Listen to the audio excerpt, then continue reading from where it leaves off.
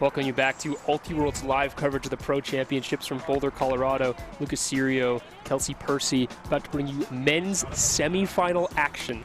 Portland Rhino, DC Truck Stop. We already got to watch Truck Stop on the stream once. Rhino, kind of a wild path to get here, taking down Revolver on Universe this morning, taking down Pony on Universe last night, so a lot of energy coming into this game.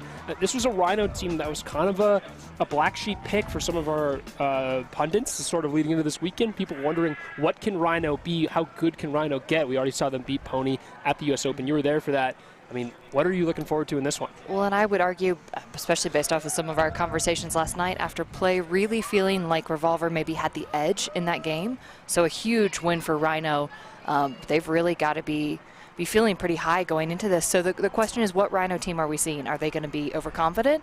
Or is that confidence just going to be the platform that they need to really tangle with this Truck Stop crew? Something else that'll be interesting is we addressed but didn't really see some of the potential fatigue. A lot of these Truck Stop players coming in after a very difficult loss from the AUDL. Will any of that be seen here on this second day? But both very, Rhino, I would say, a very gritty team, very capable of putting a lot of defensive pressure. Truck Stop, a team with a lot of offensive capability, still kind of hitting its stride and a lot of room to grow. Yeah, and I think, like you said, there's a little bit of Rhino that sometimes can fly a little close to the sun, you know, and they can deadle us a little bit. And I think if we see that, right, the wax starts to melt in their wings and things start to fall apart, can Truck Stop take advantage? We didn't see Truck Stop's defense work with tremendous efficiency yesterday. Of course, some big names were on that D-line. Jeremy Hess, Dave Cranston. We'll bring those to you in a bit. But this game will start with Truck Stop on O. See that usual squad out there. Dylan Salzman, of course, Middlebury grad, Nathan Pryor. But it's Ian Sweeney, Cal Poly Slow Callahan nominee, set to pull away, and it's a good one. Zach Norbaum back to receive, and Pryor to get things started immediately. So far, it looks like a kind of handler forces, and then the rest of Rhino players forcing the cutters to almost challenge to come under. Get the first look at number 29. That's David Seelan. He had layout blocks on each of those Universe Point wins to propel Rhino to this point, to the semifinal. I would say Rhino already seen some success. Again, something we're going to be seeing a lot of is that sort of sloppy foot conditions. Yeah, Christian Box is slipping on the far side, and there's Norbaum trying to get this off the sideline, and he will somehow, but it's long and snared by Wodach, and then Boxley a step outside the end zone. Inches away. Squeezing that into Salzman, yeah. Wodach wasn't viable either. Now locked into Pryor. And a foul on the mark. Pryor calling contact. Yeah, Rhino already being very successful in taking away a lot of the first options. Yeah, already a fast pace is this one. And saw Salzman in an isolation set. Couldn't get it done. Boxley will come around the back and then find Salzman with a front cone. Hit off his hands. He's inbounds, but not in the end zone. Are they still going to try and force it to this corner? They might. They have the space to right now, but Norbaum and Pryor will move him closer to midfield. They had Joe Richards going to the far side. Coney wasn't there, and Salzman with a comeback and cut, beating his man to the far side. So Truck Stop get the early hold despite some sloppiness. Gabe Norbis a little frustrated with himself that he let that one by, but very good first effort from Rhino. Yeah. And already seen some success from Rhino. That first point, the first 3 or 4 throws were backwards or towards the side. They were not able, Truck was not able to get anything it wanted downfield. Yeah, Rhino kind of coming out on a really interesting set, right? Like we talked about, kind of a sag on the handlers. Obviously, they really want that Seelan-Boxley matchup. Two extremely athletic players. That bobble there. Yeah, Seelan might have got a touch on that, and you can see there an extra third camera for this stream. Salzman clearly in bounds, and then Salzman capping off the point from Pryor. Early start for those guys. Yeah, so Truck able to put together the hold. And now we'll get a first look at Rhino's offense. Pretty exciting. The thing about Rhino's offense really makes sense, I think, is a fair assessment. A number of guys out there, a tremendous amount of experience with this team. Of course, Callahan Award winner Eli Friedman started his first year here in Boulder at Colorado, and then I believe transferring to the University of Oregon for the duration of his collegiate ultimate. Nick Jackson out there, Rafi Hayes,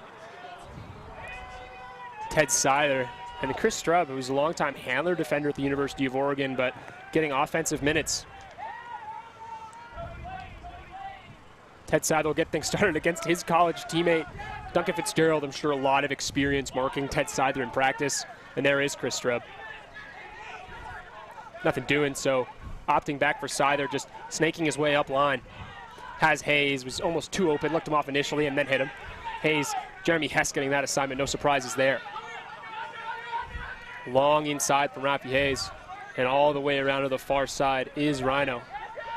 And they're taking a shot early, going to the end zone. This one is perfectly placed. Felix Morin, no issues. Oh, all kinds of space. Right.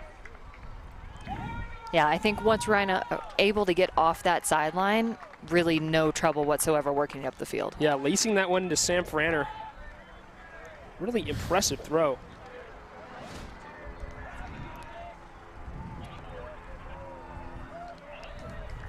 Yeah, so almost a little bit better containment from Rhino's defense versus Truck, but again, a lot of game left to play. Both offenses, like we said, very capable. So as always, the interesting thing for me is, you know, offensive. We talked to, you say kind of the four types. You've got your offense, your defense, your offense when they have to play defense, your defense when they get to play offense. And that a lot of games are won and lost in those third and fourth pieces of teams being able to put together those almost secondary skill sets for their lines. Chris Strub, of course, spending some time with Truck Stop in the DC area before making it back to Oregon. And something that'll be interesting, we've mentioned both yesterday and today, wind really not a factor in the first game of the day, but we're already starting to feel just a little bit of pickup. Not anything that will really affect, you know, how throws are initially thrown, but maybe if they're put up a little bit too high, if there's a little bit of edge, it might change where they end up. Or even one of these sky ball pulls from Ian Sweeney. He's really perfected that. Fun player to watch, so hopefully some turnovers will give us a chance to see Ian Sweeney in action. There's Christian Johnson on the far side, and immediately picked off. Patrick Beckett taking that one away. Yeah, that Truck player really getting his footing lost in the soup of the middle of the field. Right, and confusion will leave Salzman to pick that off, and so disc just as quickly back to Truck Stop. Salzman to get it going.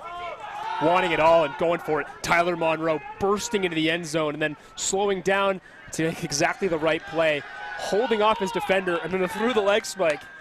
Austin Kelly, nothing he could do about that. Just Tyler Monroe had a beat on it. It was just too many steps, and frustration for Rhino coach Mike Payne right in front of us. Yeah, uncorking the early deep look. I like that look. You know, attack it while your cutter's still shallow. Lots of room to run onto it. That was sick. That was really, really nice. This is great. Great view from our camera, too. And you see Monroe fast to get away and then slows down, right? If he goes straight to that disc, that actually gives the defender almost more of an angle to catch up to it and makes it a less sure thing throw. Yeah, defender having to work to get around him and no play. Yeah, really smart. And then spike, as always, Tyler Monroe, one that's often you're going to find to do that after he scores.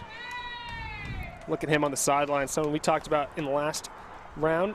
Went to George Washington.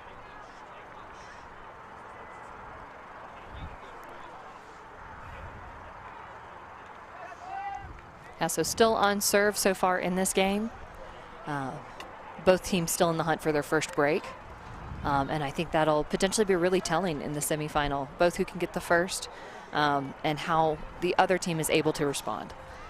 Offense is back out there for the team from Portland. Well, team from Portland, Oregon. Of course, I have a bone to pick with that. Pull from Jeremy Hess. Portland, Maine, folks, is the other one he's talking about. If you didn't know. The number of times I've had to answer that question. Portland, which Portland? What do you mean, which Portland? Or Portland, Oregon? No. Our first out-of-bounds pull. Yeah, coming early. And that is kind of the way this wind is pushing, but those IO backhands often do that when you put a little too much on them. And Ted Seither will get this started. Another guy that's played plenty in the D.C. area as well. Ted Seither and Duncan Fitzgerald both doing kind of the double Oregon D.C. duty. And now Seither had a deep shot for a second. Cody Wood rocking all sunglasses. Alone in the backfield. Yeah, taking it away. 2 breaks will get Strub open on the break side cone. Luke Reifus early on the mark, his first point. Something we didn't really get to see too much in the game we filmed against Revival. Seither working to keep that one alive, and he will. Half bid, and now Hayes. Eli Friedman, first touch for him. This time Hess on that matchup. And the back line works out. So Felix Morin, again on the stat sheet, adding a goal to his assist. So far, 4 clean holds. Oh, yeah, Friedman excuse me. doing. There was a turnover on the earlier point, so not as clean, but they've all looked like it. Yeah, really good movement by there. From a coaching standpoint, I don't want my players to stay right there by the cone. Like, first 3 seconds, fine, but I do think Friedman did an excellent job of really moving the mark, making himself a threat, and opening up that lane, giving his cutter time to get there, and an uncontested throw. Yeah, Eli Friedman kind of has everything, and so as a mark, you're just looking to take away what you think he's going to throw, I think, at some level. Maybe you aren't thinking about it that coherently, but whatever you take away, as always, giving up something else, and there the force. Yeah. Force side. Force side, let's say, yeah. Yep.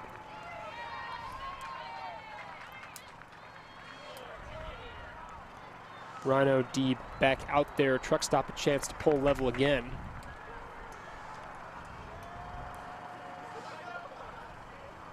Yeah, so see, again, with the first point, Rhino getting a really good first defensive pressure look against this truck stop offense.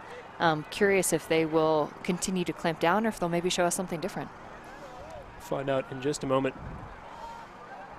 Leandro Marks to pull. He's had some crazy ones this weekend as well. Like you were saying, we filmed that Pony Rhino pool play. I guess it was a crossover, maybe pre-quarter. I don't know, one of those words. Game on this field. And it's on tape delay for the Alter Road subscribers, but you can see just some unbelievable Leandro Marks pulls in that game. And the big rip. Yeah, looking for Joe Richards, fighting with Sealand in the air. 2 guys we're probably going to see a lot of, and Sealand getting the better of him, even though when Richards initiated contact, Sealand fought through it. That hook from Nate Castine just not doing so far for truck stop, so another break chance into the hands of Rhino. Yeah, I think Richards was looking to push his man a little bit under and then fade off and catch it, but maybe initiating that contact too early. Leandro Marks and Owen Murphy in the backfield. Murphy had power, but Castine taking away the deep look downfield. And now Murphy going for it. Daniel Lee back there, but Nate Pryor has better position, and 2 defenders did enough. So Tyler Monroe clapping his hands in excitement after he got that block, and now Castine barking out what he wants back to the team. But another Rhino player was in the area, but not able to clean it up. Just a little bit too much added impetus when the disc was D'd. Yeah, Daniel Lee and Spencer Latarski both trying to get the break, but neither successful. On Pryor again. Norbaum ejecting, but they'll find Wodach instead. Monroe going, and Wodach not often someone that's going to take that shot, and so he'll opt for Pryor, who's usually isn't either, I guess. Jacques Nissen in the backfield. Someone we talked about a little yesterday, but not a ton. And hands. Yeah, Adam Norbaum catching that one by his ankles. Jacques Nissen on a knee again. This time he's working against Sealand. And Monroe against Daniel Lee. A lot of good pressure being generated by this Rhino defense. Yeah, this is what they're really, really good at. They lock teams down and they're suffocating, right? It's not always fancy, but they make you feel that they're there. I've been talking with other players, other coaches, other personnel about. Go ahead. Castine hammer and caught by Joe Richards. So kind of a wild throw to work out, but in space. Yeah, it seemed almost underwhelming how easy it was for them after all of that pressure. A point where they really struggled. Yeah, exactly. Yeah, so just circling back, something we were talking about is the pressure generated and what that does in terms of how that changes the mentality of the offense. If they're having to think through, second guess, maybe double clutch, and the fatigue that can create throughout the course of a game. Right. I think right, the more you can make a team think and second guess themselves, I think you're exactly right. The more that a team is going to, it wears on. You know, every time you feel yourself coming under or you think you're open for a second, somebody's draped all over you, and it definitely can factor into your decision making. Yeah. Yep. And how comfortable you feel.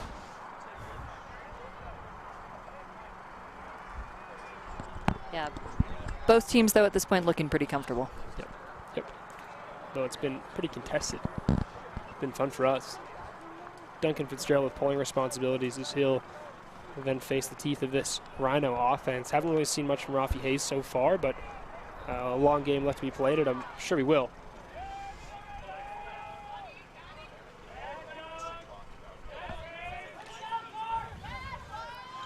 Yeah, seen a little bit of a split stack here from Rhino.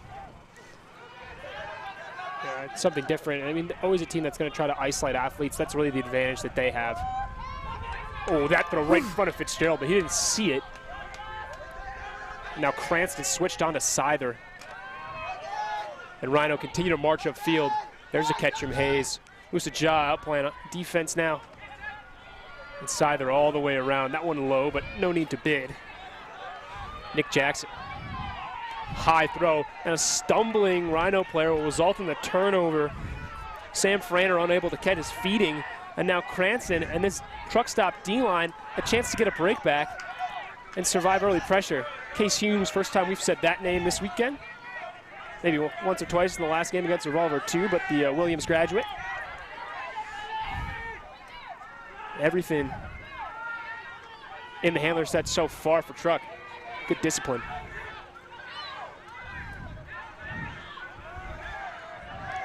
Working with Kent Kawaguchi is Cranston.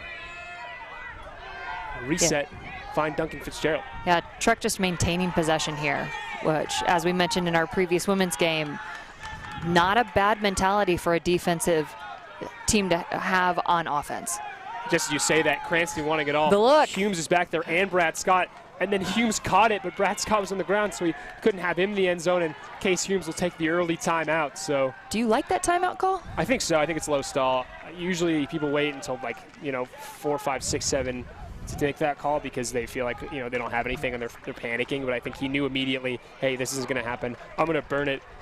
Evaluating all the players behind him, right. The player in front on the ground, no options. I think are going to be a premium too against Rhino, and fully understanding the gravity of this. I don't think Truck Stop's a team a lot of people would have picked to make the final in this tournament. I mean, not the top seed in their own pool, but of course. Their performance begging to differ. Yeah, Rhino doing enough to get Revolver out of the frame, even though Revolver beat Truck on the stream game we had earlier. Give you a look at just a second and some of these teams' paths through the bracket to get to this point. But what do you think? Any ideas of what this play might be or what they're going to look to do here? Or do you think they want to just run whatever their end zone set is and take it chilly so far? So we've talked about in end zone defense that it really is to the advantage of the defense to take more risks, to gum up a lot of the lanes, to make teams try and throw something over. And obviously most offenses really want to create an isolation for a player in space. And that's kind of what I'm seeing is Truck Stop pushing a lot of its players to the back of the end zone. So trying to create lots of space here. Yeah. But having to reset backwards a little bit. Fitzgerald inside, finds Musaja in the end zone. So but there's the inside lane. Right, break coming for Truck, a lane that they really hit ad nauseum yesterday. Mm-hmm.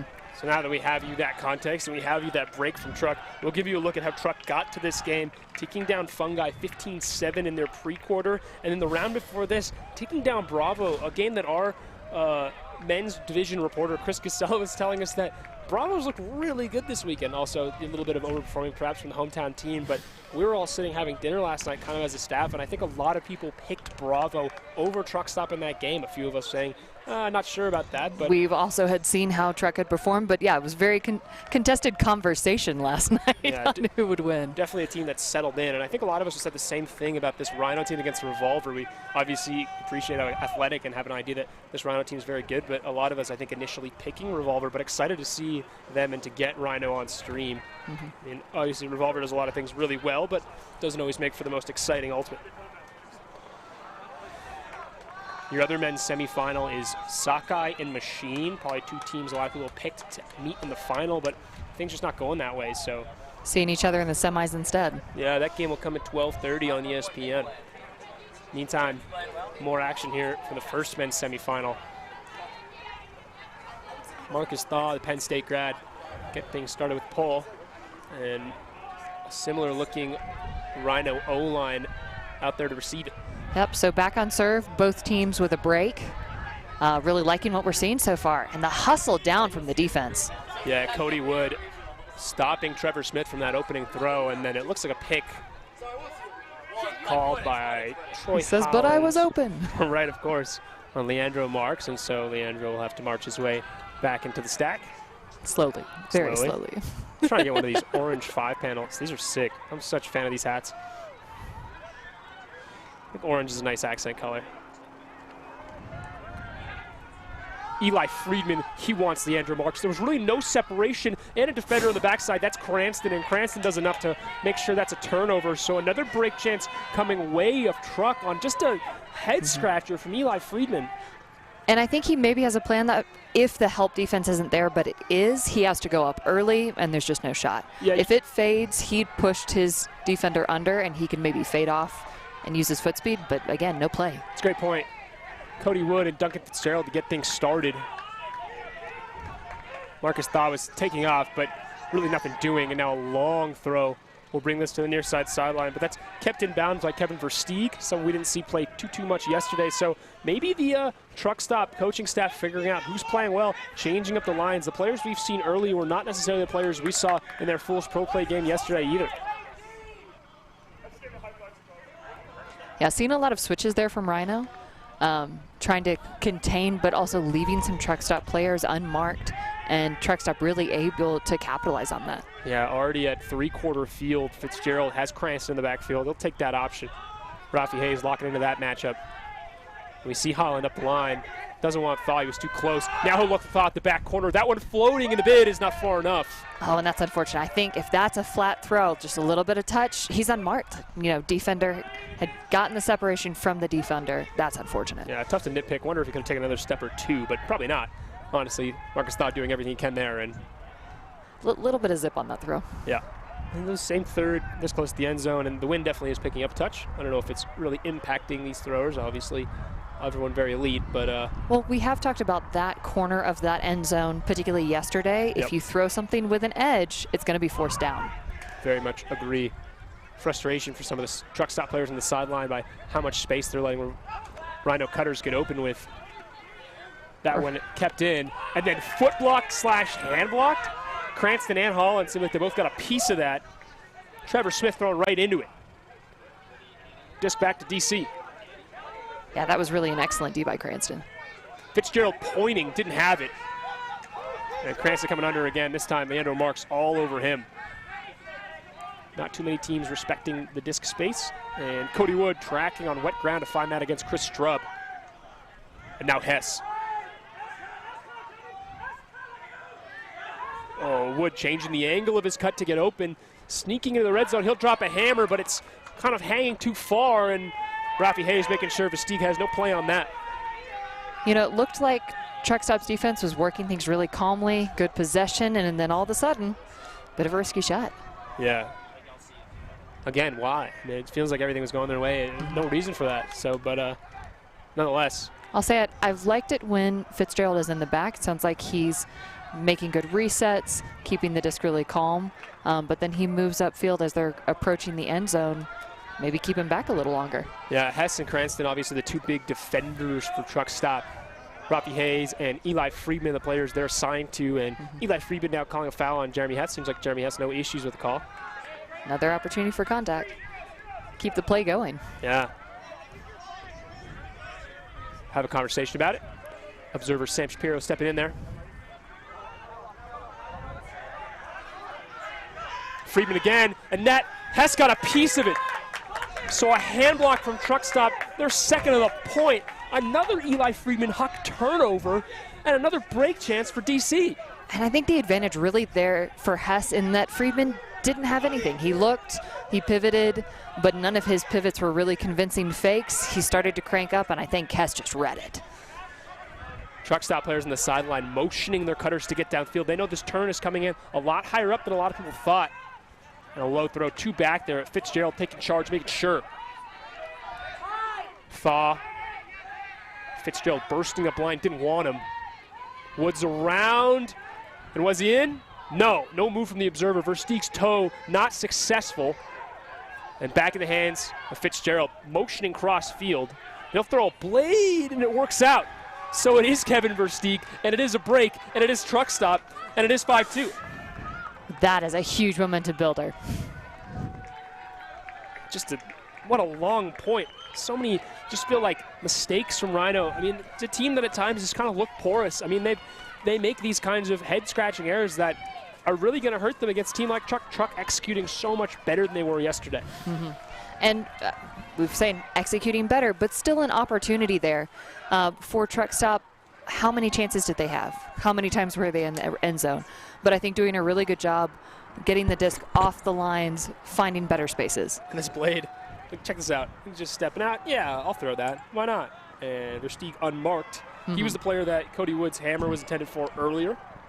But someone that also had kind of a wild line toe to try to get a score, but that one didn't work on the possession before that. So after a battle of attrition, goal to truck stop, and now they're within 3 of half, and feels like another game that's already off to the races.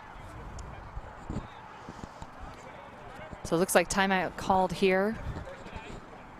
And definitely a chance for Rhino to catch their breath, settle a little bit, refocus. You know, and this is a point where if you don't refocus, a game can slip away from you. Right. You know, truck stop is high right now.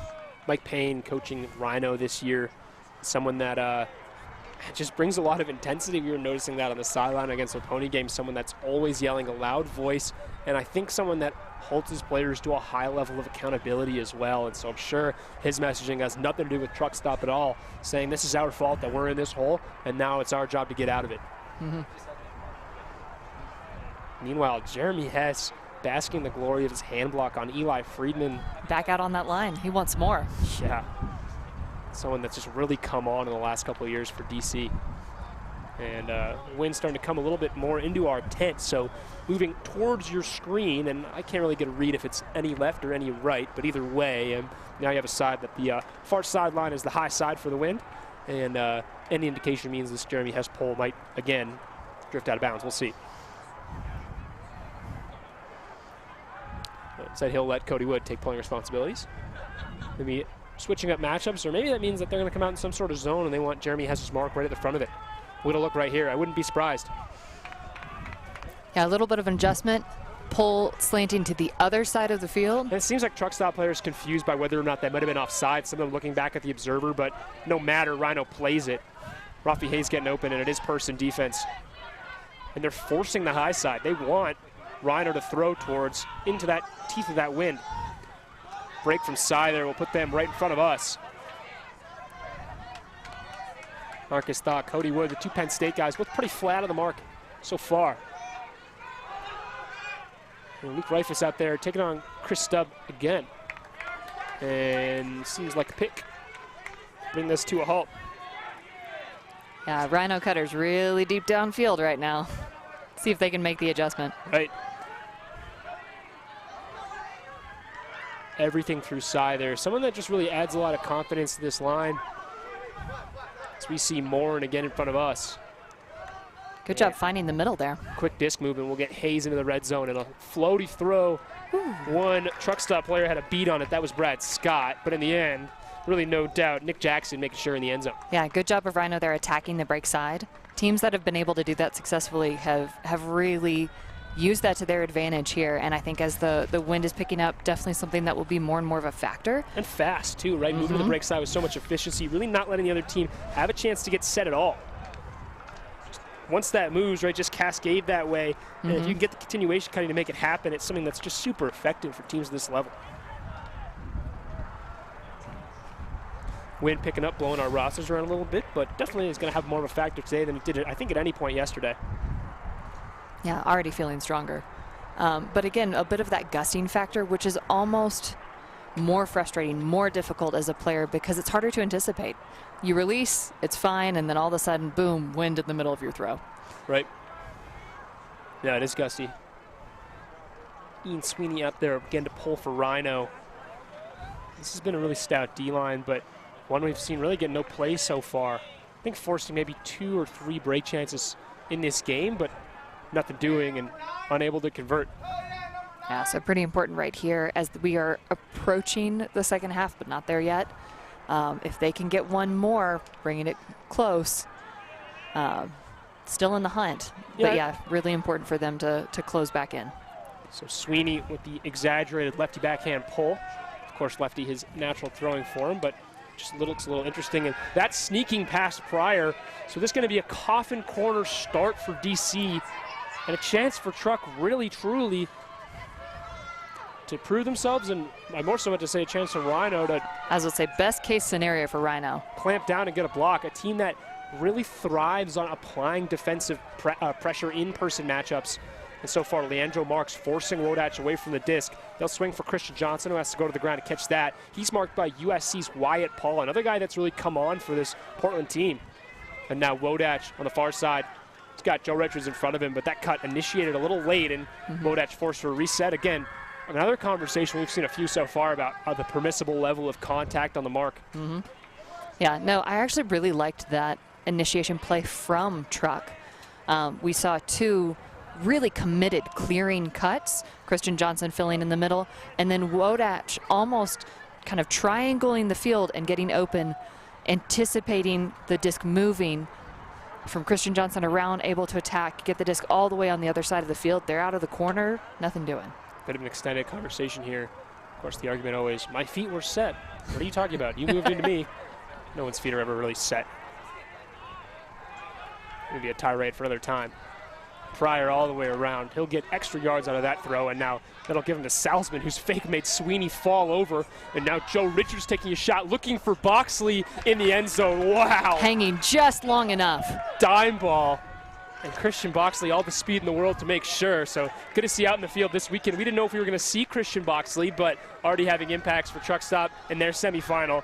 They're back up 3. Yeah, and Christian Boxley, I think, also making a good showing yesterday. So someone that they are glad is here today. Yeah, pretty active on the first point. We saw him a lot too. And this is an excellent throw from Joe Richards. Wow. He just laced this in there. No hesitation. And really didn't take very long. So throw from Wodach. That a throw that's been overthrown several times, but especially executed to perfection. Oh, Ian Sweeney. Not going to want to see that one again. And then Joe Richards immediately. Perfect. Yeah. Nothing David Seeland could do but look at it, and that's what he had to.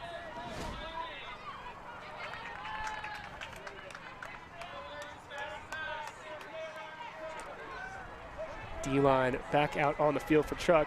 Gonna look there at Duncan Fitzgerald. Yeah, so a really good looking point from Truck there. After placing, being placed in kind of a worst case scenario in terms of where they were starting with the disc, but complete confidence. Luke Rafis out there as well.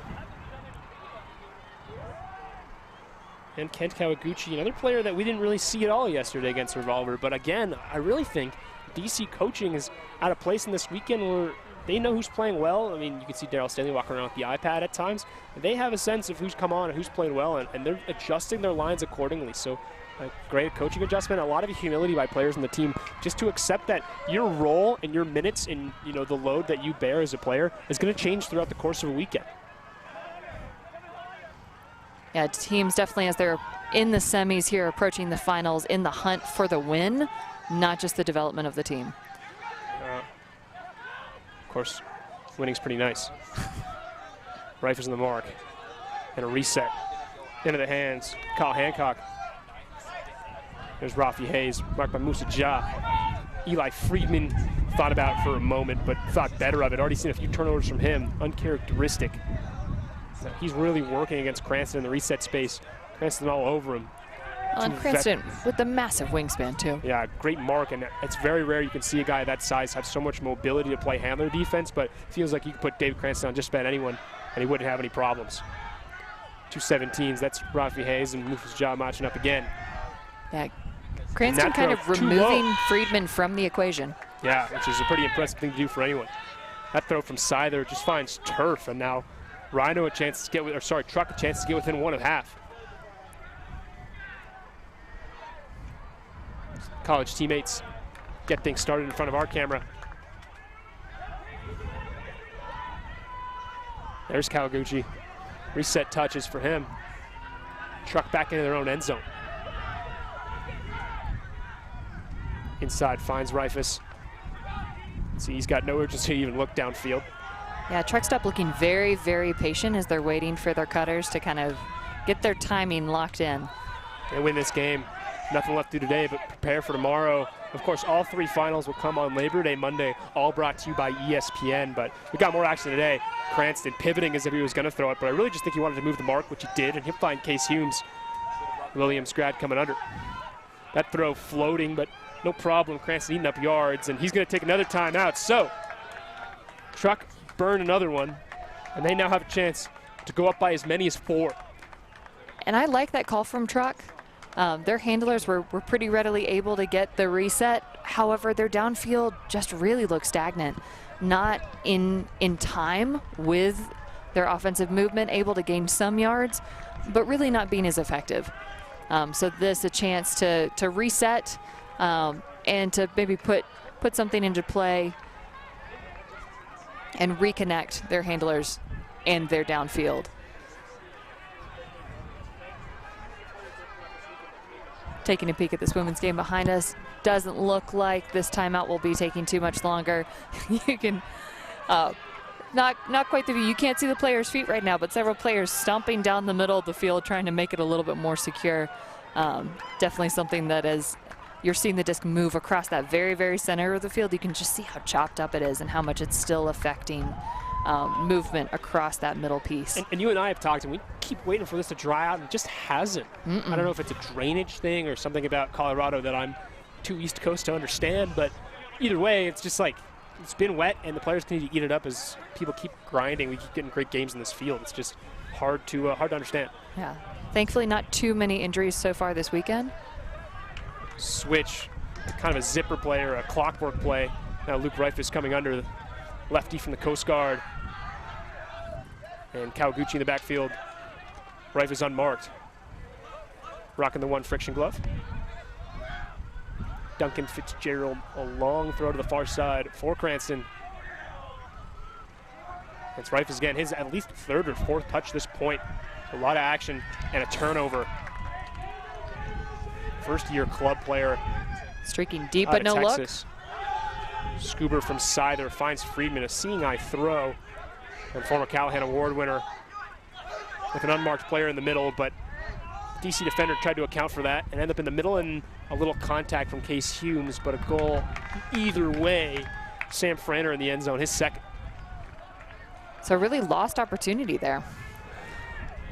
Yeah, wasted timeout, and now Truck without one for the rest of the half, and it felt like a bigger lead when Truck had all that energy surging. Here's that turnover from Luke Reifus. Yeah, so I think a really good response from Rhino there. The timeout almost seeming more effective for them in terms of being able to set up their defense, really take away the first couple options, and then respond quickly when they got the disc back. Right. And only a few points away from halftime. Now, halftime, we're going to have a chance to talk to one of the 2 coaches, either Darryl Stenley or Mike Payne, longtime Revolver coach. So we'll have that for you in just a little bit. So at halftime, when we usually step away, we advise you to stick around. Still lots more ultimate we played today too. We still have a mixed division and a women's division semifinal, so at least 5+ halves more of ultimate to be played on our stream, and ESPN taking those other semis. So lots more coming your way.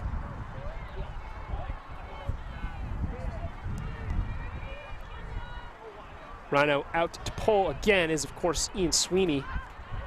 Wyatt Paul in the field as well. And hard to tell from my angle. I think that's Daniel Lee. Give you a better look when the players make their way down. High arcing backhand blade. I mean, nobody's catching that, right? No, no one wants to. No matter where it hits, they're going to get an extra 2 or 3 yards just from the roll itself. Salzman stepping out. He was going to throw it. Monroe looking at the sideline before finding the disc, able to manage and manipulate both. So now literally on the goal line, who resets for Christian Johnson, and then Christian Boxley in the end zone, so the number of neighbors connect. And Truck Stop get within 1 at halftime. 4 throws?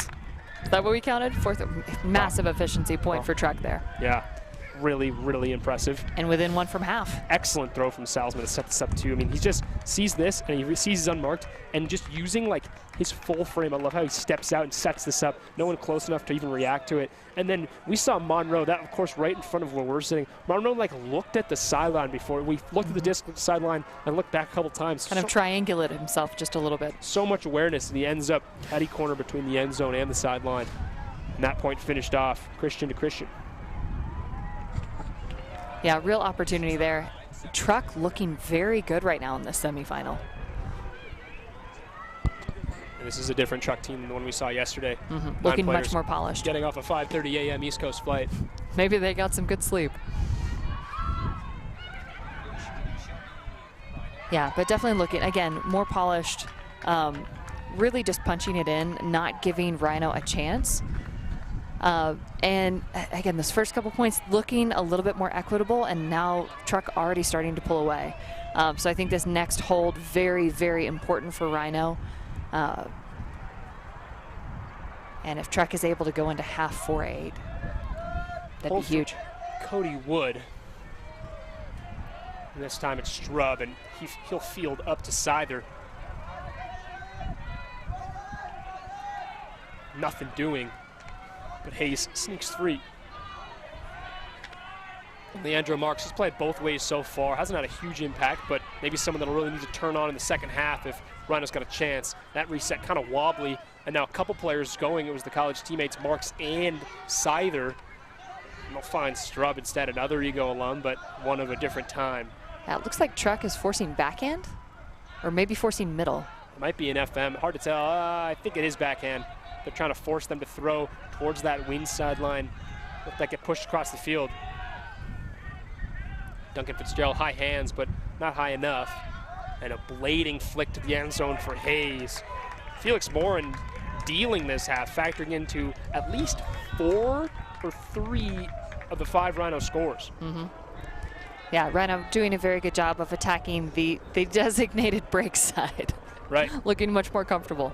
Yeah. I think a team that's like so rarely phased, you feel like if Rhino's going to lose, they're going to beat themselves. I mean, they're a team that, at least the sense that I get from watching them, and I don't know if you feel this way, kind of exudes confidence. And it's like if they're going to be down or if they're going to suffer a loss like this one, like they are right now, it's kind of their own demons to collect, readjust, come back, and deal with it. That said, 5-7, not that far apart, but can they get the break? Yeah, definitely. And enough wind now that you can start to push that narrative of upwind, downwind, although it is a lot more a crosswind than either of those. And I wish if there was a flag or something to give you an idea of the way that it's pushing. I see some over there. It might be the Love Tractor crew. Yeah, a little bit of the banners near the USAU tent, but don't know if they'll give us a good read. Yeah, pretty weighted, so not always a good sense of what's going on. So, nevertheless, yeah, here we go. A little bit of a look there. Yeah, so definitely blowing, probably gusts up to 15 miles an hour, but a little more constant than it was, and sometimes it'll be completely dead. I mean, the first round there was just really nothing. And that throw, touched by Zach Norbaum, will put Truck Stop in the back of their own end zone. Rhino player surging down. Pryor finds Castine, and a layout block! Oh, that's massive. Ian Sweeney. No contact called, so it will stay with Rhino. And he sticks the tongue out. Wow. He might have just saved this half for the men from Portland. And up the line is Leandro Marks from Chris Strub. And Rhino very much alive and very much back in this game. Oh, that was the injection they needed. Heads up from players on Truck. They'll make their way back to the line. And some of the Truck players not even leaving the sideline. I mean, this is deflating after really Zach Norbaum just mishandled that pull. I mean, that's really what went wrong there. So we've talked, I really feel like all weekend, just the effectiveness of a good pull, the position that it starts the offense. Here, we'll get another look. This is just blown up. Wow. Ian Sweeney doing so well to avoid making contact, and he knows it. And so rare that players are able to get around Wodach. Yeah. Wodach has been boxing guys out for a long time. And Ian Sweeney is just so impressive. And then one throw, Strub to Marks up line. And a break for Rhino to get them back within 1. And so this is exactly where Rhino wanted and needed to be. Of course. Some people don't believe in momentum. I know Tina Booth is one of those if she's out there watching. And some people think, right, every event that happens on the field is independent of every other one. And I think if you have a fantastic mental toughness as a team, maybe that's a narrative that you can play true to yourself. But I think a lot of these teams really strive off of energy and strive off of strings. As this pull from Leandro Marks, Oh, that's out. is not even really that close. So I think if you are a team like Rhino, and at least from what we've seen of them, this is the kind of time where they strive and they thrive, right? They love high octane. They love the excitement of big layout blocks. And They we've seen feed a off number. the adrenaline. Right, so maybe the floodgates are just starting to creak open. Prior to get things started from Brick. Smile from him. Takes on Strub, two guys I imagine that used to match up at truck stop practice. And there's Jacques Nissen, Seeland getting that matchup now, which is interesting. I haven't seen a big impact from Jacques Nissen. You'd think that Seeland, who Rhino say is probably their best individual defender, would be on someone that's going to do more on the field. Strub flying through, and another layout block. Pryor calling a foul, and seems like Strub agrees, and right in front of Rhino coach Mike Payne. Appealing to the coach. Yeah, he's saying, hey, he agrees. What argument do you have? Did come through his shoulder, but yeah, Rhino starting to light up here. Salzman on his toes, quite literally. And you can just hear the intensity from the sideline as a long gainer finds Pryor up line. Sometimes those are hospital passes, but that one worked out. There was no one deeper. And then Monroe will find Boxley again in the end zone. So there it is. Truck go into half up by 2, but it feels like things are starting to swing towards Rhino. Yeah, man, and had they been able to pull out that D there on the sideline, Truck responding very well to that pressure, several zippy throws. But see if we can't hear in just a couple minutes, get you that halftime interview. Yeah, very strong response from Rhino when we were, I think, really starting to almost discount them. It felt like Truck had this game very well in hand, but Rhino still within 2. A lot of game left to play. Definitely, yeah, and I think Rhino's a team that I think second half team is maybe an overused phrase, but a team that it does seem to light up when things are close, and love those gritty games and the intensity. So more to come.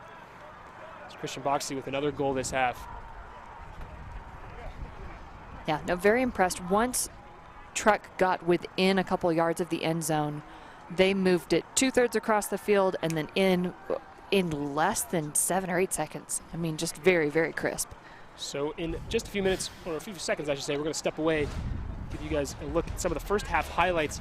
We'll be back in just a few minutes at the first half interview with DC Breeze and DC Truck Stop coach Daryl Stanley, and we'll give you an idea of what he's saying to his team, some of the adjustments, and how this team's grown throughout the weekend. We'll be right back.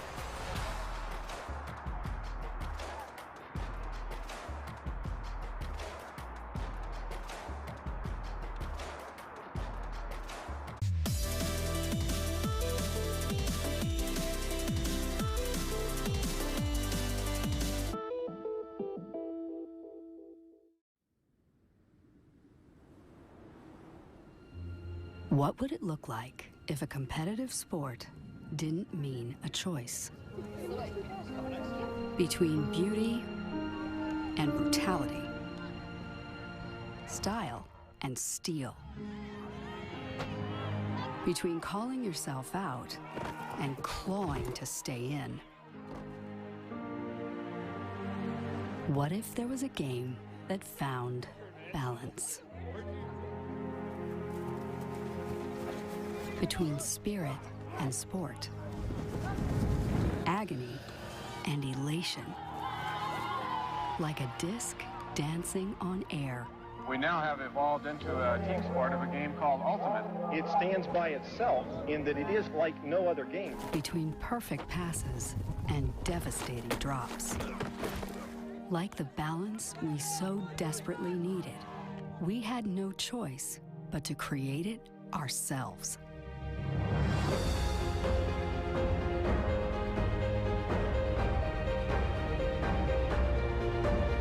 Long live grit and grace. Long live Ultimate. Welcome back to UltiWorld's live coverage from Boulder, Colorado, the Pro Championships. Here at halftime of a men's semifinal, Portland Rhino, DC Truck Stop, and we're going to go over and tap in to an interview with Coach Stanley, Chris Casello over there talking to him. Yep. win. Okay, we got a lot of with the defensive pressure that you were just asking me about. I think Rhino does a really good job downfield specifically, and a lot of the stuff that we're strong at is in that backfield space, and we use that to drive our momentum and not necessarily always our cutters. We can mix it up, but I think against Rhino we were looking to really drive with that handler pressure and change our angles of attack to make sure that their downfield defense is not in the best position. Sure. And a great start to that first half. You guys were up by a few goals, but towards the end of it, Rhino starts to get back into the game. They get a break back. You go 8-6. What is something that you would like to see in the second half from your team to hold them off and hopefully win this game? I think we saw some of that right there at the end. I mean, I think there's a great opportunity for the O-line there. They're going upwind, right? 6-7, and that pressure just came, right? And we got that hold right there. And I love the fact that we didn't change who we were right there. So for me, I think it's on the offensive side, it's having that trust that we're going to keep being able to do that. I think defensively, we saw that our guys were getting rhythm, but let's get that potency upwind. So I think we're probably going to try to bring over a few more of our handlers to the defensive side of the disc when going upwind. I think that's one key difference we can make because we're getting the turns. Now we got to punch them in. That's how we keep our lead. Awesome. Coach, thank you so much. Good luck in the second half. Thank you. Yep.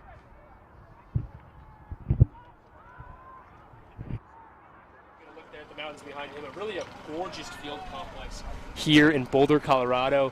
Chris Casello at that interview, one of our contributors, a first-time All-World contributor, someone that's played at Richmond, and we're going to take another break, but we'll be right back for more second-half action. Rhino Truck Stop Men's Semifinal in just a few minutes. Stick around. This is Ultiworld's live coverage of the Pro Championships. Gotta go.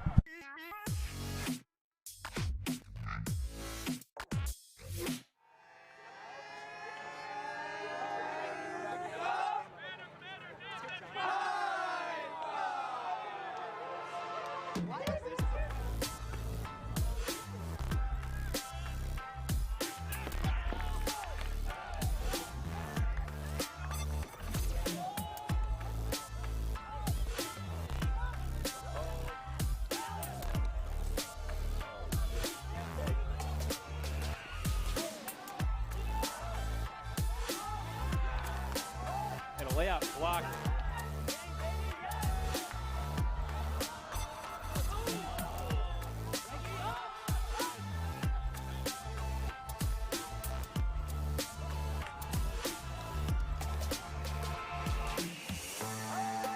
Almost unstoppable. Nickel to Kocher on the back shoulder, no less. Shootout hammers. Fisher uncorking a big backhand. Taylor all alone. Cochran has a deflect, but catching on the second effort layout score. Nickel in the area, he goes up. Jeff Babbitt reels it in. He goes up big and he goes up strong.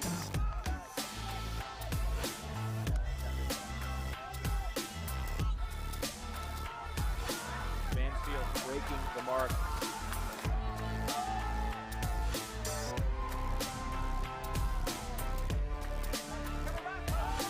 Bend a big forehand to the far side.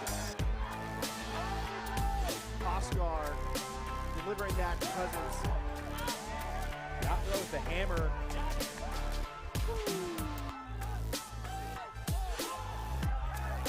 Ben's Spielman with the point block. Mansfield with a big layout block to get it right back.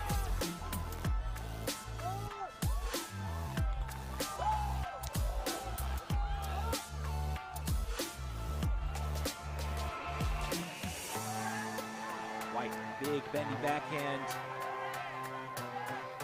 No one for ring can stop Joe White.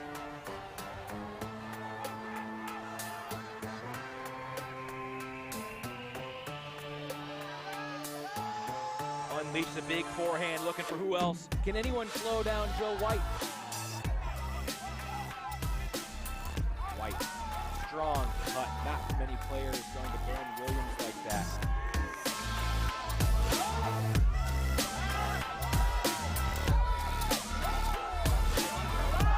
Roy dances free for the deep throw. Look at that block. Old Jurek, the man they call deep. That's grade A right there. And Vandermortel dials up a bomb on the backhand. Looking for Jurek. Full field. Jurek gets the bookend. Sub-Zero gets the break.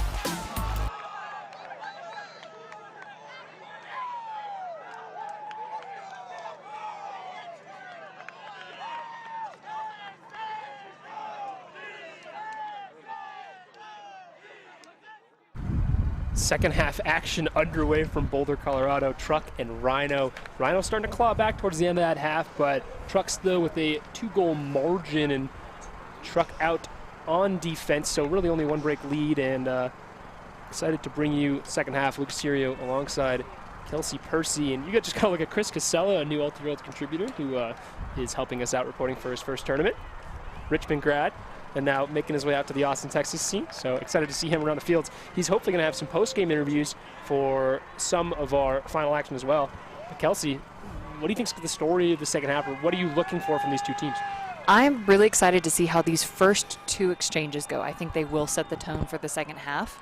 Are both teams able to come out really active and focused, or one team come out flat? Again, Truck looked just so in control there for a couple minutes of the first half. Rhino, as you mentioned, able to claw back in, able to really up their intensity and bring their defensive pressure back to bear. Right. And, kind of a dispute right at the beginning of halftime. Observers wrongly telling Rhino and Truck players that it's a 5-minute half when it should have been a 10, like the ESPN semifinals, and some frustration expressed from Rhino coach Mike Payne. Although there you're going to look at 2 of the observers, that's Sam Shapiro and Monforti, also known as Frito. But they're getting their timing right, getting their watches set. And they're going to get this game back underway. So after the rightfully timed halftime, Cody Wood will pull away, and Chris Strubb back to receive. And as usual, Scyther being marked by Duncan Fitzgerald, a player he feels like he's had an advantage about. Really only seen 1 error from Scyther so far this game, though. Not a guy that's going to turn the disc over a lot. But if you can take away his first and second options, you can do a lot to slow him down. Wyatt Paul getting touches on offense now for Rhino. Really athletic defender, and someone we've seen a lot play in the college level back in 2019 when it looks like USC was poised for a run alongside Sam Cook. Yeah, Friedman on the ground there for a little bit, but able to recover his footing. Yeah, and floating a nice reset out to Scyther, who snaps this one, looking for Paul. Was there down? He's so open. Was there? No call, no pick. No pick, and a little kip up to get up afterwards. Love that. And that throw debatably up when he caught it. Sounds like it maybe hit the ground a bit. I don't know. We're gonna look in a sec. Yeah, and I'm wondering if the defender was just too far away to effectively call a pick, at least to have it affect the play. But wide open there. Yeah, Wyatt Paul in the end zone. Let me give it to him. Seems like no contest for Truck stop. At the end of the day, it doesn't really matter what the call is or what the reality is, as long as everybody on the field agrees. Yeah, and that is exactly what Rhino needed. Yeah, it's a quick hold, and they'll let their D-line keep back out there. Imagine they're going to start to stack these lines. Of course, Daniel Lee, Ian Sweeney, Leandro Marks, David Sealand, a lot of guys that have played D this weekend for Rhino have been really athletic and done a lot. So excited to see them all out on the field. Looks like together on this first defensive point of the half. I wonder too, this game gets close, they start to cross people over. I'm sure Rafi Hayes could play some D. Like I said, Wyatt Paul. I wouldn't be surprised to see an Eli Friedman take the field for a defense point as well. Mm-hmm. Yeah, but good for 2 reasons. 1, it allows you to really optimize your matchups. 2, it puts the disc in really steady hands on a turn and allows you to increases your chance of maintaining possession once you get the disc. Yeah, Chris Strubb, another guy playing offense for Rhino that kind of cut his teeth as a really good. That is a massive pull.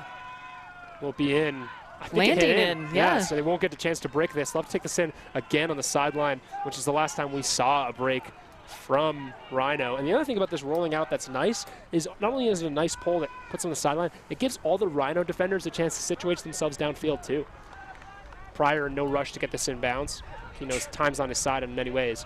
Yeah, Trek responding very strongly that first time.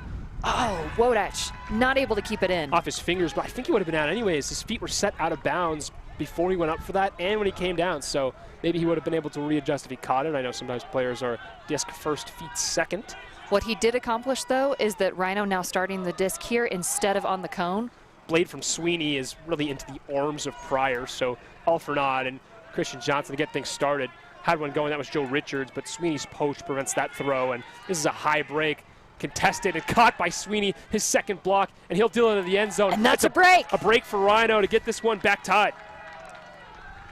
Aaron Adamson in the end zone from Ian Sweeney after he picked up a high break, after he threw a turn. after a weird throw from Pryor, after what was been a really just fast back and forth point. Going to bring these teams level at 8s. So the defense putting so much pressure, keeping the Truck offense back in their own end zone, not giving them a lot of options. Maybe, though, Truck initiating their play too soon. Did it look like Wedge was maybe out of position, started to make that cut, stopped, stagnated, the throw went up late? Let's look at it again. Yeah, go ahead. This, for me, is why I think it's important for teams to force the far side of the sideline, the high side. It means every time you're throwing a break throw, like we just saw from Christian Johnson, it's going to pop up. It's going to hang.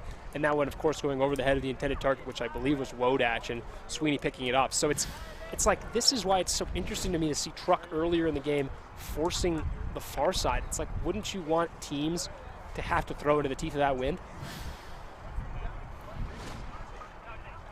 I'd say unless they have confidence in their defense's ability to take away the cuts to that, and so they think it'll be a then harder break throw into that space. But hard to debatable. Throw. Yeah, breaks downwind as well. Of course, those are going to push towards the ground. Really no good way to go about it, but either way, it's a win for the defense, just having wind in the frame.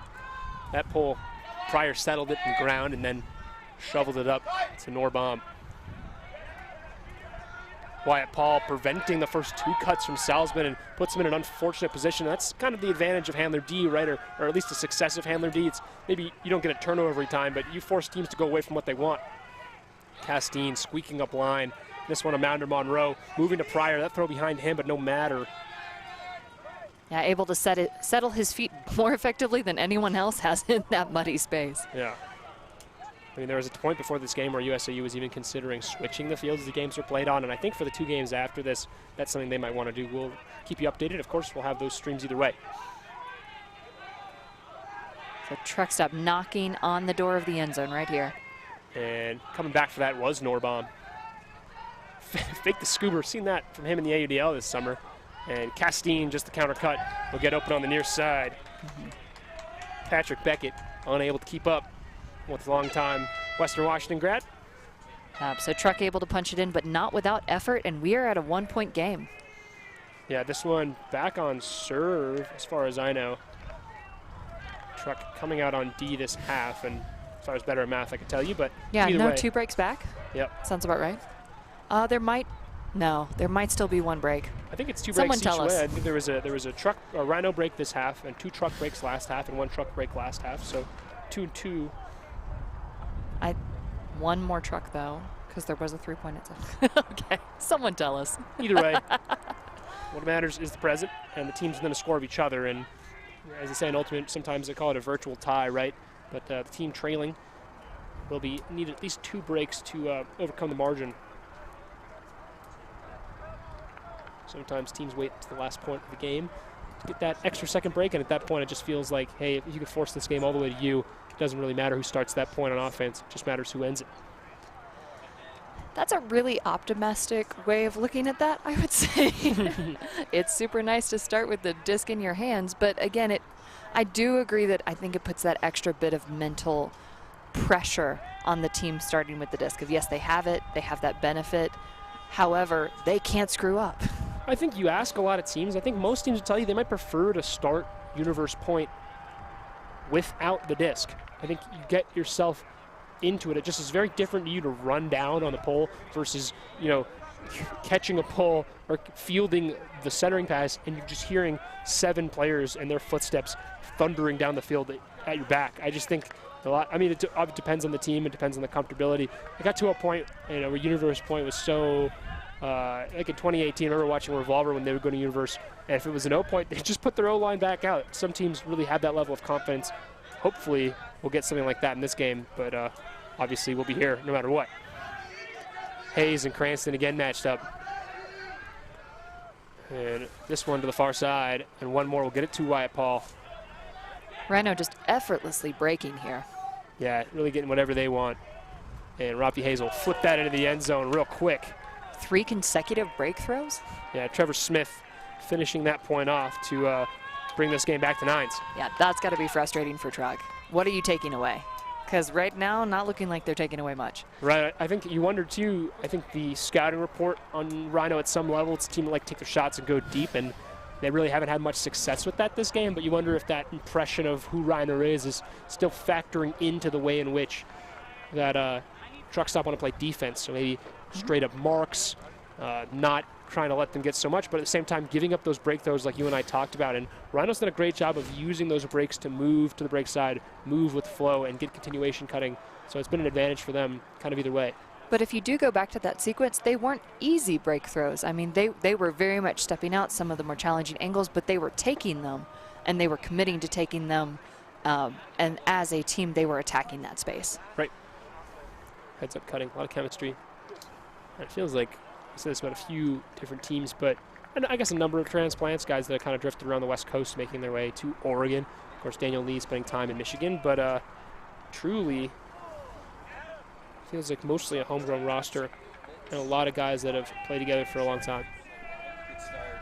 Not that there's any lack of talent coming just from the Oregon scene. So if you're Truck and you're needing to build some momentum, who's a player you're looking to on your offense? Who do you want to see make a play? It's a great question. I think Tyler Monroe is the kind of guy that if he catches a goal, he's going to try to get everybody else excited too. Let's see what happens. Salzman's kind of had the hot hand going deep early. Again, solid defensive pressure here from Rhino. Yeah, I wonder if there was some sort of set there from Truck. They were trying to isolate Salzman. It didn't work out. This looks like really just a handler weave, though. I mean, this is just Dominator, and these always are kind of head scratchers to me. I don't know. I don't think it really works for teams, and now I think that if a defense is playing super soft, by all means, take up the yards, but they're not playing soft. Right. I don't think it gives you more options. Jacques Nissen now filtering back into that handler set. And it's Salzman with a high break. He'll find Wodach. Monroe against Marks. Offhand flip. Salzman into the end zone, looking for Jacques Nissen. Ooh, there's a moment where I wasn't sure if he was going to come down with that, but of course he does. Yeah. The youngster out of Brown University in the end zone for Truck. I do think so far off this offensive line, Wodach and Monroe have had some of the best downfield and continuation chemistry, where when they can get the disc into Wodach or Monroe's hands, the other's almost always there.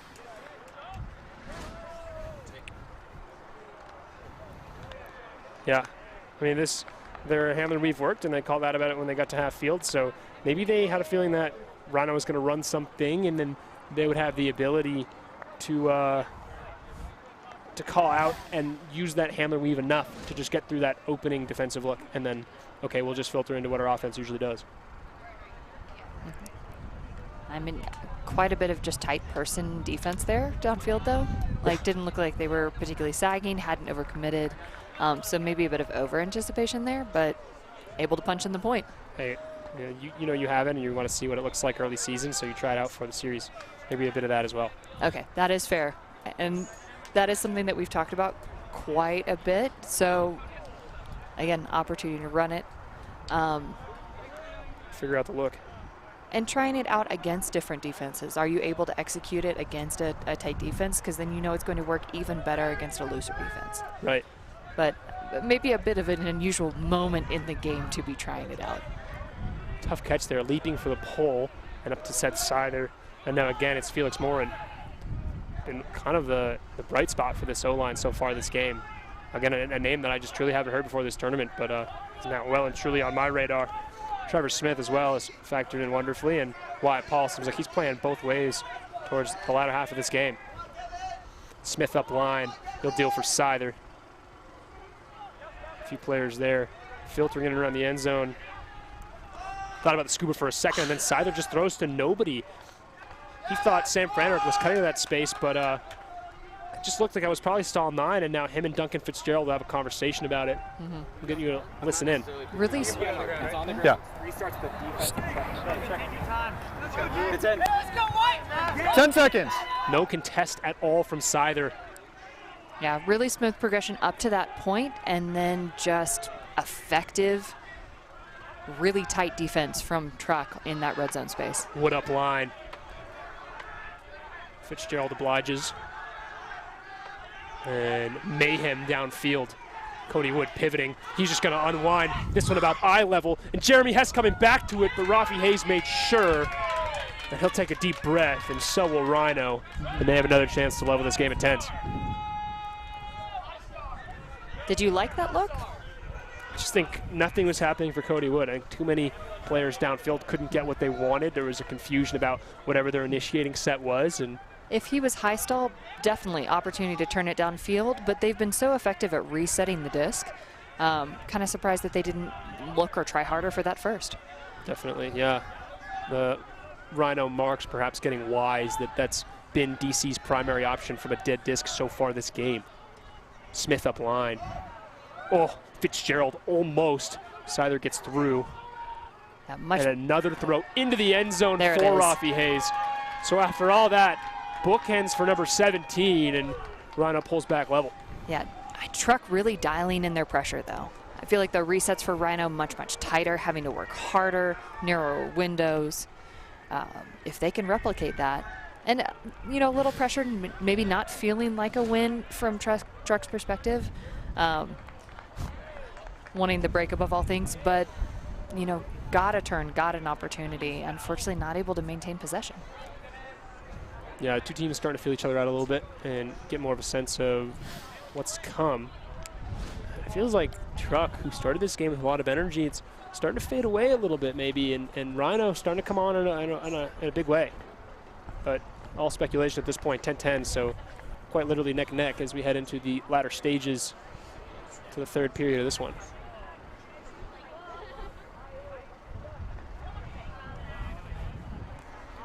Not a tremendous amount of time left for Cap either, so doubtful this one finds its way to 15, but there you get a look. 10 minutes till soft.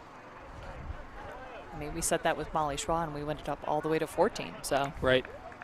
Teams can pour it on. Yeah, and two teams that neither has really struggled to score quickly, so maybe I'll have to eat my words after this. It's happened before. That being said, we haven't seen, outside of the maybe 4-throw point that we saw early on, not a lot of just really quick efficiency points. You see, after that Zach Norbaum kind of pull fielding turnover led to an early break for Rhino. Now Truck dropping 2 players to field the pull and center up to Norbaum. So that's definitely a coaching adjustment. Pryor and Nissen that time back behind the disc. And that may also be a mental comfort thing. Definitely. Cassidy on the near side. Guy not unfamiliar with the Pacific Northwest. Yep. He'll find Monroe all the way far away from us. Salzman wanted Boxley, but Boxley wasn't looking at him. And things starting to stall out a bit. Do you like this Monroe-Sweeney? I feel like Monroe has had a lot of open spaces, but maybe not where he's used to getting them. I think Ian Sweeney, too, is someone in my mind that's like a really elite handler defender. I'm sure he's good enough that he can do whatever they need him to. So it says here, right? No. It was before, the contact, the violation. After I made the throw, though. No, but but it was before the throw happened that the violation occurred. Yeah, it stays here. It's a stoppage. There's a bit of discussion here about, it seems like a foul between Lee and Salzman.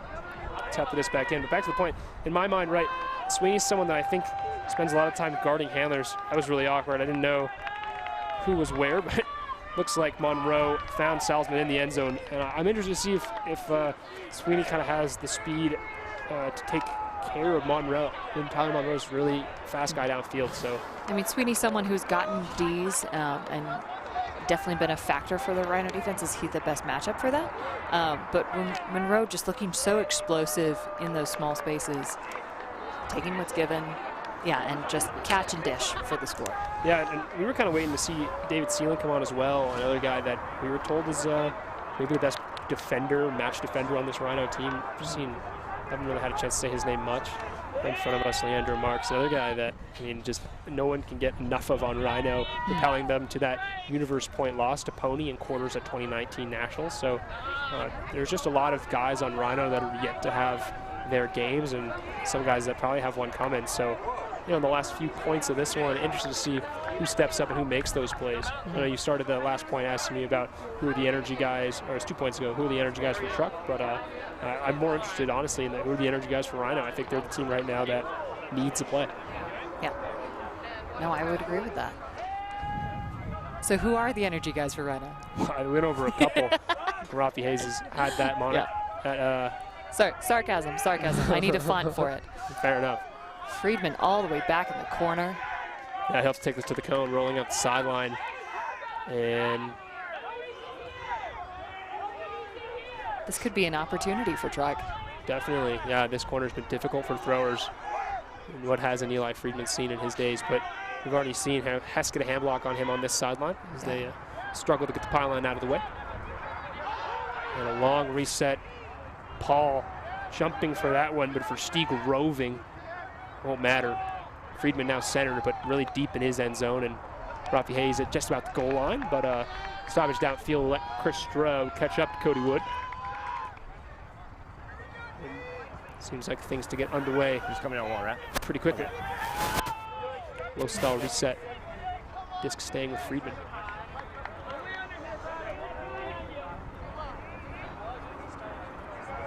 Yeah, interesting choice by Rhino there to set a standard vertical stack. They were able to get the disc off the line, but at a cost. Sider going for it. He's got Hayes. That one tracking towards the left sideline. Will it stay in bounds?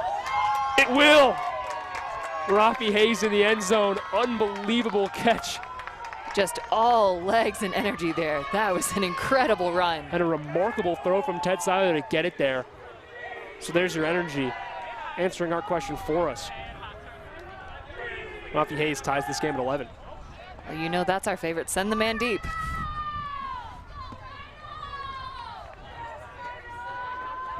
Something I thought we'd probably see more of this game. And seen DC taking more of those shots. Ted Siler not always one to shoot, but when he does, usually doesn't miss. Just look at his stride. Fully open there. It's so casual, too. One Spiking hand. into the pylon. Yeah, let the pylon know. Just like this just blows my mind that he just, with one hand, just casually. I think, too, is that it's a flick huck. And the way that a flick huck spins, it's much easier to catch, right? It spins into your left hand. It spins out of your right hand. And obviously, that does not move him very fast at the time he caught it. But to come through and grab it, right, kind of anti-spin, I'm just very, very impressed by it. But if your stride is that wide and you're reaching to clap catch, how, like, does your body pull yourself back because of how wide your stride is? Yeah. He knows his body. He obviously caught it. Right, I mean, easy to talk about the details, but all that matters is the goal. They all count for one. And the spike. I'm a fan. Impressed with the precision of that spike. Hey, right in front of him. To your note, though, you mentioned expecting to see more deep looks, but also something worth mentioning is how many teams have flashed or shown a flat mark, maybe to take that away. And I think this is kind of a universe D-line based on the guys that are out there. Sealand, Hayes, Paul, Strub, Sweeney, Friedman, and of course Leandro Marks. This is really their top 7. They know the urgency. They know they need a break. Monroe fighting through the pressure. Now Leandro Marks getting that matchup. So coaching deciding that Sweeney wasn't fit, or wasn't the guy they wanted, or at least that Sweeney could be more helpful elsewhere. Sealand, he's got Wodach. And now Johnson, a floater, will find Jacques Nissen in the end zone. So despite the pressure, despite having their top 7 defenders out there, DC hold, and on one of the better holds we've seen from DC so far this game. I think they liked the change of the matchup. It didn't, I mean, like we said, not much you can do to phase these guys. They've really settled in from where they were against Revolver second round yesterday. This is it's been really fun to watch. Yeah, so very strong response from Truck there. Again, like you said, a lot of crossover on that line for Rhino. Again, would have maybe expected, so maybe that's the choice in what they were taking away with those matchups, but just not able to generate the same pressure that they have on the handles the last few points that we've seen. Offense back out there looking a little frustrated, a little dispirited. Maybe a timeout being taken here. Is that what I'm seeing? seems like Mike Ping want to have a conversation with his team about something. I mean, part of this timeout call in my mind is you just cross some of your O-line guys over to play that D point, and they really got no rest and they got no success. So you want to take a timeout, let them have a breath so you can put them back there on O, because you're going to need them to hold too. Oh, agree entirely.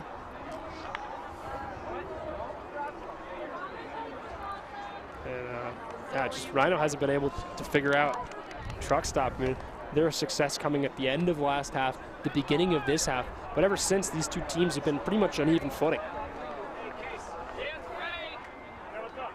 Truck stop, of course, with the advantage.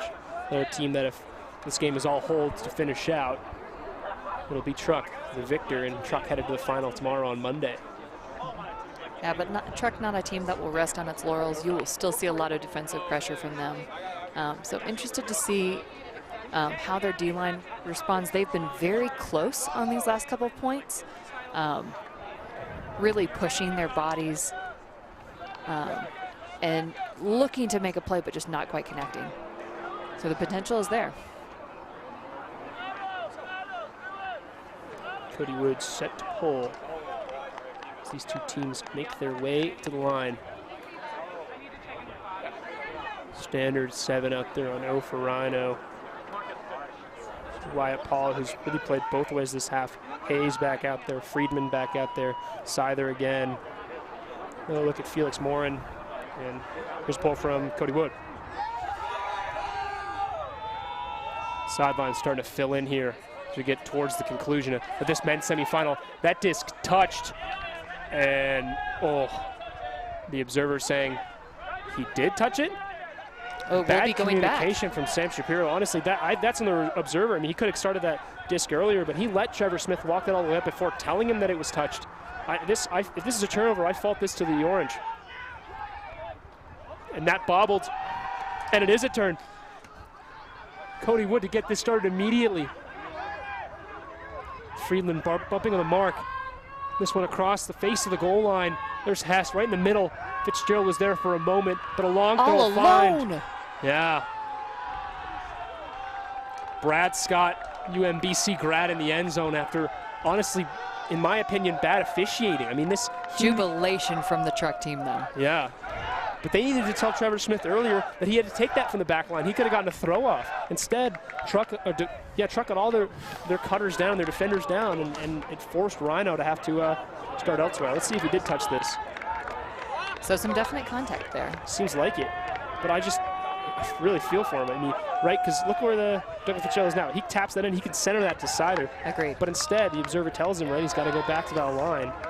This is just tough to swallow if you're Rhino, and body language reflecting that right now. And the stack is so deep at that point, yeah. No. Yeah. It's like you said, absolutely no quit from Truck. No lack of defensive pressure, and now they're really in the driver's seat, pun intended. That was bad. Let the jokes be. Bad. So I think they need to award you with not just an orange hat, but an orange visor. Let's just take it all the way. Yeah, why not? The observer's having a conversation about it. I mean, seems like some jovialness. They're talking to something else, and maybe coach is asking you about cap rules. Again, I think DC amped to run back this same 7. Why wouldn't you? I mean, they're fresh. They really just had to cover the pole. It almost felt premeditated. It's like we knew. It was. I don't know. You can tell I'm extending for Rhino. This is difficult for them to swallow. A team that I was excited to see play in the final, and I guess that's not out of the realm of possibility at this point. Still have 10 minutes, but breaks have come at an absolute premium. Mm-hmm. Well, you talked about breaks. We've talked about momentum, whether or not we think it's a. But I do think defensive efficiency, once they're able to get a turn, has been a huge factor in this game. Yeah, fault both teams for that. Towering pull from Cody Wood, and a long break. Cranston roving, but deciding to pull up in any type of bid effort. Seither will find Leandro Marks. Troy Holland in his pocket, and now Marks taking a shot of his own. Rafi Hayes back there, so is Brad Scott. And if it's in bounds, you know Hayes has got a chance at it. Caught, and a goal. I think the toe is in, and it's in. Wow. Rafi Hayes with something that almost felt predictable. It almost felt scripted, but nonetheless, it's impressive. Every time you see it, give you another look at this in just a second. A momentous play there. Andrew Marks, bit of a travel, you could say, but we'll let that one slide. Brad Scott right on his hip, and Hayes went up. I think he thought for a second he might have to try the greatest, but got the toes down, so. Which is good, because there was no one in range. Yeah, the other thing, very little space for him to get this wrong at all. Extends that back toe in, and Jonathan Monforti, Johnny on the spot, perfect place to call him inbound. So hope still alive here for Rhino. They pull back within one, and now going into kind of a pseudo downwind on D. They get a break here, and they pull this game level again, but they're gonna need at least a few to mount any kind of comeback. Yeah, still very uphill for Rhino here. They need the D, and then they need another score. I mean, it's still the full effort. Taking over that catch, though. We were waiting for one. He's had two this half. Rafi Hayes feels like if he's got a step or less, disc is going up. Trust, he's earned it. He's staying on, too. Sweeney to pull. Well, this is do or die for Rhino. They need this right now. Pryor off to the races. Salzman, really nothing. Hasn't looked at a reset yet. Now he will. Norbaum back there. Pryor, Sweeney taking that matchup. He's got reach advantage. This is exactly where I think Ian Sweeney can do his best defense. Switching downfield. Rafi Hayes taking the Christian Boxley matchup, and lay out on the far side. Salzman, even with Wyatt Paul, hip to hip, step for step. And Leandro Marks reaching there on Tyler Monroe, but and really you not can even close feel enough. The intensity picking up from the sidelines. It is palpable. Sweeney marking a bit too close. Norbaum using his shoulders to show him the position that he wants Sweeney to be in, and now this is all going to boil over. Both sidelines rearing their teams on. As Wally Kwong, make sure everyone knows where they're going to be. Coming in as 0. Okay. Bert. TJ. So contact, no contest may have been downfield, though. Yeah, Nate Pryor having none of it. So there is Salzman. Feels like Paul's the right matchup for him, too. So the growth from Rhino. And every time we've seen them struggle this weekend, I haven't watched a ton of Rhino, but when we have, it feels like they find a way late in games. So still got to play this one out, right? If we knew who won, we wouldn't have to play the games at all. Yeah, definitely still scrapping. A lot of high-octane pressured defense. Every yard fighting for it. Sweeney slips into Norbaum. Christian Boxer losing footing as well. I think Sweeney there looking for the switch, not there, but able to close back with his man. Wyatt Paul outside edge on Salzman. Leave him unmarked for a second, but couldn't take advantage of it. High throw, wobble. And the fake from Wodach leaves Seal on the ground. And now there's Christian Johnson within 10 yards. His throw to the end zone and dropped. And a huge opportunity for Rhino here. A chance for Rhino to bring this game level. And does Rhino have a timeout here that they could potentially use? Well, they don't want it. Michigan alum Daniel Lee with Sweeney fighting for around space. That one low and saved. Owen Murphy in the backfield. If I'm them, I might take it. They're just the effort that they expended to get that D. And just looking a little gassed, not looking like they're ready to attack. Rhino sideline being aided by everyone on Schwa. And Tyler Monroe taking responsibility there. Yeah, very close catch, I think, deferring to the observer. So I can feel my heart rate starting to rise a bit. Seems Leandro Marks incredulous. And he's going to get a card for that. Yeah, very impassioned right now. A lot on the line. Yeah. I believe we have added some observers to this game also. I'll give you a look at it. Oh, I don't know. Yeah, no angle here. I really Shadow. can't tell. That's so close. That is really close, and Sam Shapiro ruling it down.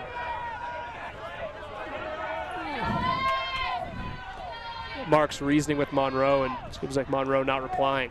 Yeah, Monroe will probably not. Well, Monroe had no angle, no ability to see that whatsoever. He definitely motioned the observer, asking for the call. So that disc back in the hands of Truck, but that doesn't really mean much. Wodach saw lane, but didn't want it. That was Pryor. Salzman now using a fake to open up a break. That one high, caught by Wodach with 2 hands. A break of his own will find Norbaum. Norbaum around into the end zone for Christian Johnson. And DC 14-12. Does that, I'm not saying it's game, does it feel like game?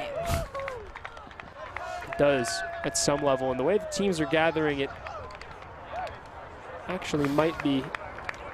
Gonna look at this up or down. That's so tough to tell. And it may have been that the edge closest to the thrower did go down. So not arguing that he got under the disc, but did he get under it before it touched? And then it seemed like it bobbled back out and maybe the other edge hit. So that is game. 14-12. Truck stop advance to the finals. 2 teams I don't think people predicted to see in the semis. At least not a lot of people. Definitely not the top 4 seeds. And they'll get the winner of Machine Sockeye tomorrow on Labor Day Monday on ESPN. Hopefully we'll have an interview for you for the end of this one, but really a back and forth, very exciting game, but a game that... Heartbreaker for Rhino, but what a victory for Truck. Truck led the whole way.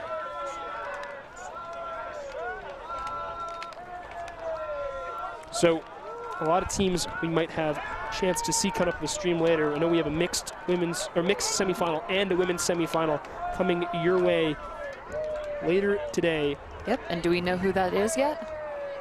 Oh, here we go. So getting some updates here. So in the mixed division, Shame and Lawless and Mixtape and BFG. So we'll bring you either of those two. Have some favorites there. That Shame and Lawless game should be very interesting. That game would be electric. In the women's division. Whereas I would say the Mixtape BFG, I would call Mixtape the favorite in that. Yeah, I think a lot of people would take that as well. And seeing if we can get the women's semis yet. The women obviously playing a single pool. I know a lot of the teams said that they really liked the chance to play every single team, having the larger pool opportunity for more games. And let's see if we can get a look at the championship bracket there. Brute holding as the 1 seed with 5 straight wins, but just a lot of equity here in the quality of play from the women's division. Yeah, excited to see Lawless in the stream again. So still not seeing who our semifinals are. We will come. Likely Brute taking on Schwa and Phoenix and Molly Brown. Unconfirmed, but that's our suspicion here in the tent. Obviously a lot of confusion about kind of everything in this tournament. It's just been some strange formats. It's weird to see a 3-day tournament dragged out in divisions that only have 6 teams in each pool. Yeah, so a little unusual, but we are happy to be here. Happy to be bringing you the live stream. And again, should hopefully have an opportunity to do a little bit of a follow-up on this very exciting Rhino and Truck game. Yeah, Musaja there with the break. I mean, once Truck got up, he never really came down, and there were flashes when we thought Rhino had a chance to come back. And I mean, dare I say, we hoped Rhino came back, because I think anytime that Rhino's going to play in a final, it was pretty enticing. But you got to look at this excellent catch by Tyler Monroe, someone that played really well for this team. I think. Any final thoughts, Kelsey, before we step away? Yeah, I will say some huge plays from both teams. I do think that I was a little less impressed with Rhino's offense. I think that they looked less assertive, less comfortable, and that when Truck's offense was on, they just dominated. Right. But very, very impressed with Rhino's defense, the pressure they were able to put on, and I think the defense is very clearly what kept them in this game. So 2 more semifinals to bring you later today. Lucas Serio and Kelsey Percy. This has been Ultiworld's live coverage of the Pro Championships, Boulder, Colorado, mixed and women's semi. Excited to have those both for you. We'll see you in just a bit. Stick around. Thanks for joining us.